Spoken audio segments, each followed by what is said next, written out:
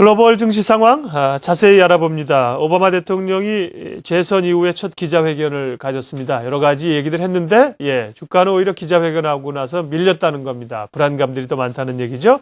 자세한 글로벌 시장 움직임 김희욱 전문위원 만나겠습니다. 네, 월가가 이제 거의 자해 수준으로 시장을 망가뜨리면서 저렇게 강력하게 어필하는 속내는 과연 무엇일까요? 금융 규제, 세율 인상 여러 가지 얘기가 나오고 있는데 오늘은 또 중동 불안감이라는 새로운 악재 하나가 더해지면서 미증시가 4개월 내 최저치로 급락을 했네요. 자, 로이터 통신 내용 보시면은요, 먼저 화면 보면서 설명을 드려보기로 하죠. 일단 트레이더의 표정이 사진에서부터 뭔가 좀 마음에 들지 않는 시장 상황이 나오고 있는데 4개월 내 최저치라면은 지금이 11월이니까 한 7월 한 중순 정도 수준까지 코스피도 생각을 하시면 되겠는데 오늘 미증시는 그야말로 내우외 환에 시달리면서 급락했다는 제목입니다. 먼저 재정절벽 문제에 대해서 오바마 대통령이 오후 1시 반에 기자회견을 했는데 지난주 연설처럼 오히려 이때를 기점으로 시장은 매도세가 더 커지면서 오바마 대통령의 안정제 투여를 월가가 거부한 꼴이 됐고요. 다음에 대외 악재로는 이스라엘과 이집트의 교전으로 인한 중동 지역 불안감이 또 한몫을 했다는 설명입니다. 밑에 종목 얘기고 뭐고 이런 건 특별히 또 볼 게 없네요. 바로 현지 전문가 오늘 시황으로 넘어가겠습니다. 셰퍼즈 인베스트먼트 측인데요. 유로존 재정 문제 그리고 중국 경기 둔화 등은 이미 다 알고 있는 즉 시장에 반영돼 있는 악재지만 이제는 중동이 새로운 불확실성으로 떠오르고 있고 오늘 미증시 막판까지 반등 시도를 제한한 것이 분명하다. 그래서 오늘 투자자들은 본능적으로 위험자산 회피 현상이라는 기계적인 반응을 나타낸 것으로 설명했습니다. 역시 우리나라 오늘 외국인 수급에 좋을 것 없는 그런 시황 분석 내용이 하나 또 나와 있네요. 자, 오늘 오바마 대통령 연설도 있었고 FOMC 의사로 공개도 있었는데 일단 다우지수 오늘 하루 동안의 흐름을 좀 보면서 간단하게 정리를 해보기로 하죠. 보시는 대로 출발은 나쁘지 않았습니다. 하지만 지금 보시는 미드라고 써있는 저기에서 조금 더 오른쪽으로 가시면은 요즘 유행하는 절벽이라는 표현처럼 급락하는 구간이 있는데 저기가 바로 오바마 대통령의 연설이 끝나는 시점과 FOMC 의사록에 나온 시점인데요. 이때를 기점으로 해서 미증시가 완전히 급락해버리는 이런 상황을 보고 계십니다. 저 2시 30분경에 무슨 일이 있었나 두 가지를 말씀드렸는데 이 중에 하나를 보시죠. 월스트리트 저널 보겠습니다. 앞에 다우지수 일중에 보신 것처럼 미증시 정확하게 오후 2시 20분에 지난 10월의 FOMC 그러니까 QE3 발표 후 첫 연준 회의록이 공개가 됐는데요. 몇몇 연준 임원들이 벌써부터 매파적 그러니까 양적 완화 연장 기조에 대해서 우려를 표명하면서 연준 내 불협화음이 있었던 것으로 확인이 됐고 앞에서 보신 대로 이 2시 반을 기점으로 미증시에 대량 매도세가 쏟아졌다는 설명이 나오고 있습니다. 여기에 대한 현지 전문가 분석 내용 들어보실까요? 도이치뱅크네요. 오퍼레이션 트위스트가 종료되는 12월 말을 기점으로 내년에는 본격적으로 이 연준 양적 완화 기조에 대한 논란이 일어날 것이다. 그러면서 비둘기파적 그러니까 양적 완화를 지지하는 버냉키 연준 의장은 매파적인 즉 양적 완화에 부정적인 연준 임원들과의 마찰이 불가피하다는 이런 리스크가 오늘 증명이 된 것이다.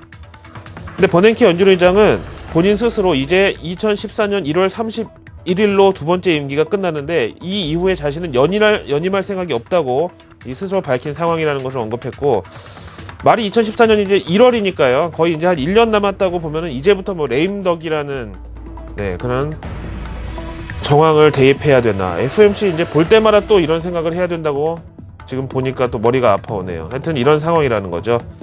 자, 미증시 오후 2시경 이후 급락한 상황에 대해서 한번 알아보셨고요. 다음에 연일 말씀드리는 거지만 앞에서 제가 모두 부분에서 월가의 거의 자해 수준의 이 시장 이 폭락 사태 어떻게 봐야 될까요? CBN 뉴스에서 올려놨네요.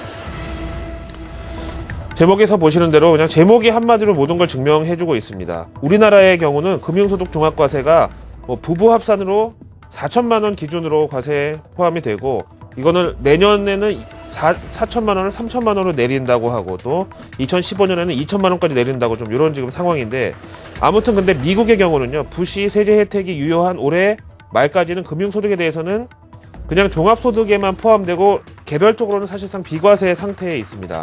근데 이제 이게 끝나면은 당장 미국도 금융소득에 대해서 비과세 혜택 진짜 구간도 없이 네트로 전액 과세 대상이 된다고 나와 있는데요. 게다가 또 세율마저 인상이 되니까 실제 파급 효과는 더블로 크겠죠. CBN 뉴스의 자료를 정리해봤습니다. 먼저 주식 매매에 따른 시세 차익에 대해서는 그나마도 지금 비과세되고 있는 현재 15%의 세율이 최대 25%까지로 오를 수가 있고, 다음에 배당과 이자 소득에 대해서는 역시 현행은 비과세지만 어쨌든 매겨져 있는 15% 세율이 최대 43%까지 세금이 인상될 것으로 예상이 되고 있습니다.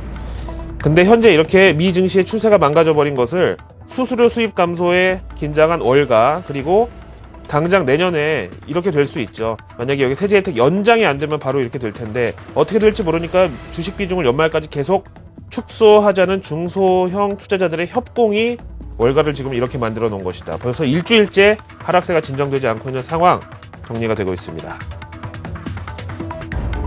뉴스에서 정리한 분석을 보셨고, 이제 월가 현지 금융업종 애널리스트 의견을 들어보겠습니다. KBW 그룹의 금융업종 애널리스트 멜리사 로버츠 의견이네요. 투자자들의 포트폴리오 조정, 그러니까 조정이라는 건 주로 주식 비중 축소를 의미한다면서 이런 움직임은 계속될 것이다. 이들은 부시 텍스컷 종료와 금융소득 세율 인상이라는 이런 두 배의 리스크에 대비하기 위해서 일단은 금융자산을 올해 최대한 줄일 것으로 보는데, 그 가운데 진짜 버튼만 누르면 되는 거, 그리고 또 3분기 들어서 조금 올라오기도 했고 미국 경우, 그래서 가장 손쉬운 주식을 주로 비중을 줄이고 주식을 주로 팔 것이다, 이렇게 예상을 하고 있죠. 네, 그래서 미 증시에 벌써 일주일째 하락세가 진정되지 않고 있는 상황이 이렇게 풀이가 되고 있습니다. 자, 오늘 시장 대비해야 되겠죠. KBW 은행업종지수 오늘도 한번 보시죠. 일단 코스피 지수와의 동조화에 대해서는 뭐 여러 번 말씀을 드렸고 지금 눈으로도 확인이 되고 있는 상황인데요. 지금 보시는 대로 미 오바마 대통령 재선 발표 이후에 KBW 은행업종지수가 이만큼 급락해버리고 또 오늘 계단식으로 한 번 더 추가 하락하면서 레벨 다운 됐죠. 이 코스피 지수하고의 격차가 큰데요. KBW 은행업종지수가 반등을 하지 않는 이상 코스피 지수의 외국인 매도 압력은 계속된다. 오늘도 역시 2.06% 하락한 정황이 포착이 됐습니다. 다음 MSCI 한국지수 보시죠.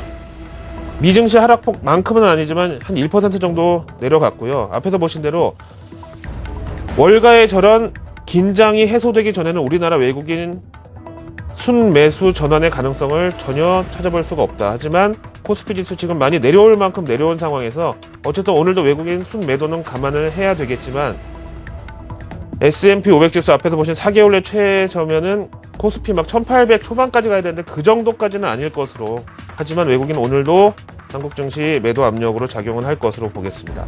대신에 앞에서 보신 연준 그런 불협화음은 양적 완화에 불리한 거니까 달러 강세, 오늘 환율 조금 오르는 것으로 하루 더 봐도 크게 나쁘지 않겠습니다. 목요일 아침 글로벌 마켓 나옵니다.